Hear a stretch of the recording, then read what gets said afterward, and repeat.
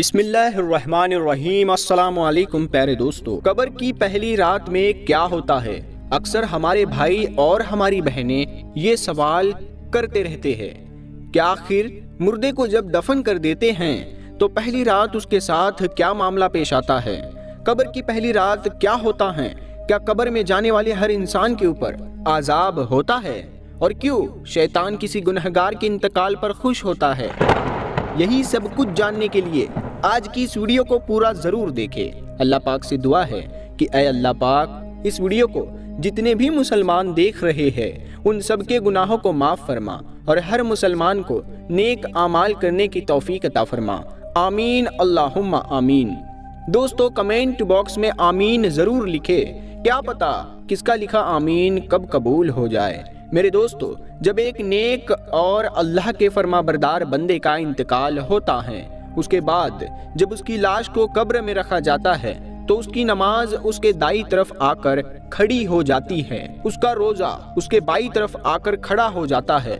اس نے جو اللہ کا ذکر کیا ہے اور قرآن پاک کی تلاوت کی ہے وہ اس کے سر کے اوپر کی طرف کھڑے ہو جاتے ہیں، اور جماعت کی نماز کو جو قدم چلے ہیں وہ مردے کے پاؤں کی طرف کھڑے ہو جاتے ہیں، اور اس نے پریشانیوں پر گناہوں سے صبر کیا وہ اس کی قبر میں ایک طرف کھڑے ہو جاتے ہیں۔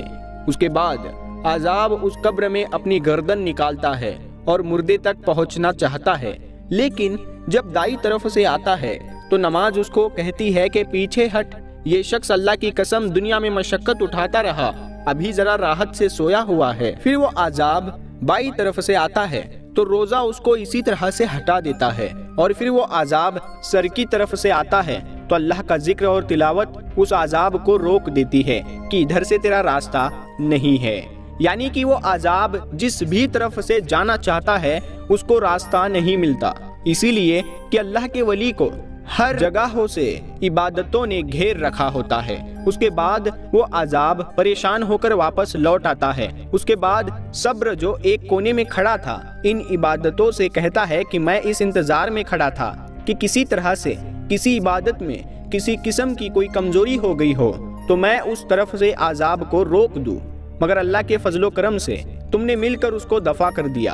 اب میں اعمال تولنے کے ترازو کے وقت اس کے کام آؤں گا۔ اس کے بعد دو فرشتے اس مردے کے پاس آتے ہیں جن کی آنکھیں بجلی کی طرح چمکتی ہے اور آواز بادلوں کی خونخوار گرج کی طرح ہوتی ہے، اور دانت سنگوں کی طرح ہوتے ہیں۔ ان کے منہ سے سانس کے ساتھ آگ کی لپٹیں نکلتی ہیں۔ ان فرشتوں کے بال اتنے بڑے ہیں کہ پاؤں تک لٹکے ہوئے ہوتے ہیں۔ ان کے ایک کندھے سے دوسرے کندھے تک اتنا فاصلہ ہے کہ کئی دنوں تک چل کر پورا ہو۔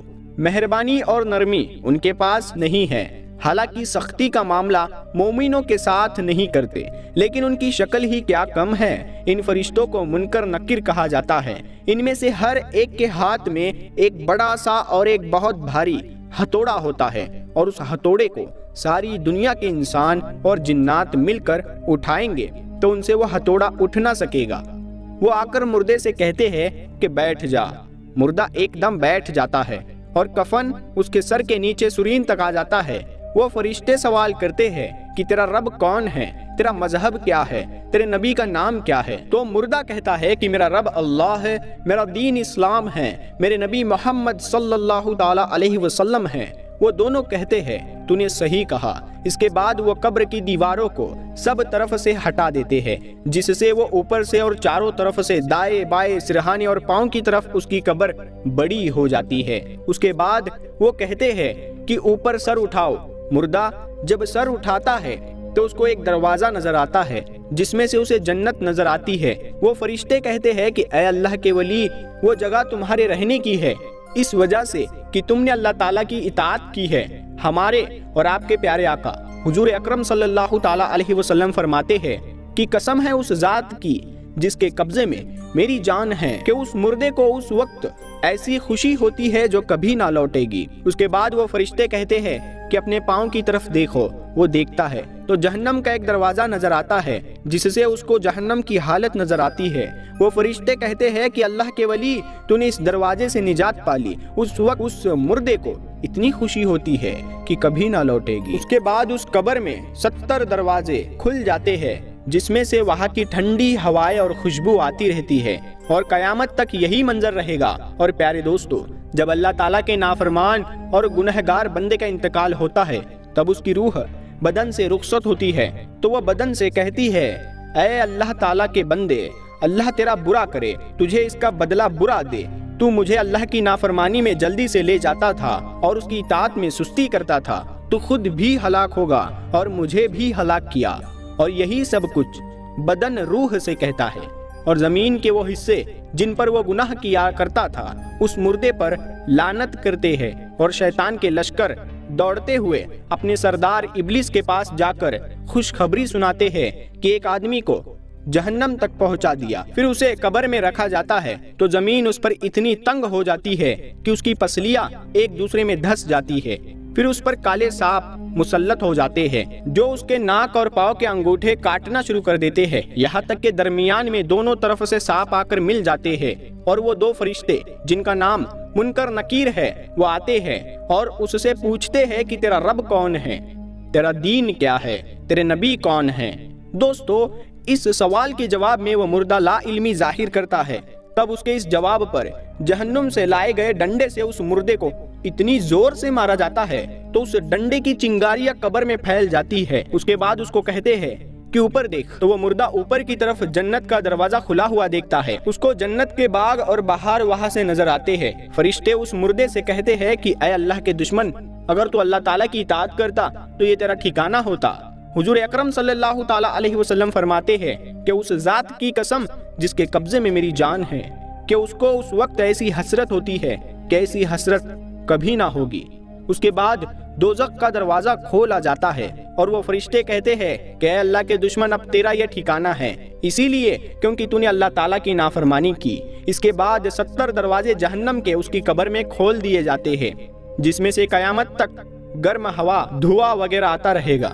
حضرت عائشہ رضی اللہ تعالی عنہا فرماتی ہے کہ گنہگاروں کے لیے اہل قبور سے ہلاکت ہے کہ ان کے اوپر کالے سانپ مسلط کر دیے جاتے ہیں۔ ایک سانپ پاؤں کی جانب سے کاٹتے ہوئے آتا ہے اور ایک سانپ سر کی جانب سے کاٹتے ہوئے آتا ہے، یہاں تک کہ بیچ میں آ کر دونوں سانپ مل جاتے ہیں۔ دوستو، یہی برزخ کا عذاب ہے۔ پیارے دوستو، قبر کا عذاب بے حد سخت ہے۔ اسی قبر کی عذاب کی وجہ سے صحابہ کرام بہت ڈرا کرتے تھے۔ چنانچہ حضرت عثمان رضی اللہ تعالی عنہ جب بھی قبر کا ذکر کرتے تو اتنا روتے تھے کہ داڑھی مبارک تر ہو جاتی تھی، اور اسی وجہ سے ہمارے اور آپ کے پیارے آقا حضور پاک صلی اللہ تعالی علیہ وسلم کی دعاؤں میں بہت ہی کثرت سے عذاب قبر سے پناہ مانگی گئی ہے، تاکہ ہم لوگ بھی زیادہ سے زیادہ اس دعا کو مانگے۔ پیارے دوستو، اسی وجہ سے حضور پاک صلی اللہ تعالی علیہ وسلم کا ارشاد ہے کہ تم خوف کی وجہ سے مردوں کو دفن کرنا چھوڑ دو گے، ورنہ میں اللہ تعالیٰ سے دعا کرتا کہ تمہیں عذاب قبر سنا دے۔ پیارے دوستو، یاد رہے، عذاب قبر انسانوں اور جناتوں کے علاوہ ہر مخلوق سنتی ہے۔ عذاب قبر کے بہت سے واقعات کتابوں میں موجود ہے۔ اللہ تعالیٰ کا ارشاد ہے، ہر نفس کو موت کا مزہ چکھنا ہے۔ ہر شخص، مرد یا عورت، ہر شخص کی عمر مقرر ہے، نہ اس سے گھٹ سکتی ہے اور نہ بڑھ سکتی ہے۔ جب زندگی کا وقت پورا ہوتا ہے تو حضرت اسرائیل علیہ السلام روح نکالنے کے لیے آتے ہیں۔ اس وقت مرنے والے کو دائیں بائیں جہاں تک نظر جاتی ہے فرشتے ہی فرشتے دکھائی دیتے ہیں۔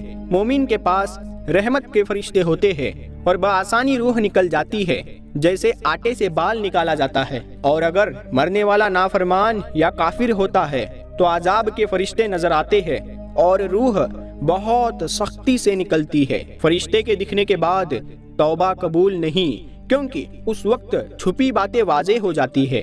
جب انسان مر جاتا ہے تو اس عالم سے منتقل ہو کر عالم برزخ میں پہنچا دیا جاتا ہے، خواہ ابھی اسے قبر میں رکھا بھی نہ جائے یا آگ میں بھی نہ جلایا جائے، اس میں سمجھ اور شعور ہوتا ہے اور عذاب کے دکھ، درد اور آرام و راحت کو محسوس کرتا ہے۔ رسول اللہ صلی اللہ تعالی علیہ وسلم نے فرمایا کہ جب لاش رکھ دی جاتی ہے اور اس کے بعد قبرستان لے جانے کے لیے لوگ اسے اٹھاتے ہیں، اگر وہ نیک تھا تو کہتا ہے کہ مجھے جلد لے چلو، اور اگر وہ نیک نہیں تھا تو گھر والوں سے کہتا ہے ہائے میری بربادی، مجھے کہاں لے جاتے ہو۔ پھر فرمایا کہ انسان کے سوا ہر چیز اس کی آواز سنتی ہے، اگر انسان اس کی آواز سن لے تو بے ہوش ہو جائے۔ اسی لیے ہم سب لوگ اللہ پاک سے دعا کرتے ہیں کہ اللہ پاک ہم سب کو عذاب قبر سے محفوظ فرمائے اور ہم سب کا خاتمہ بالایمان فرمائے۔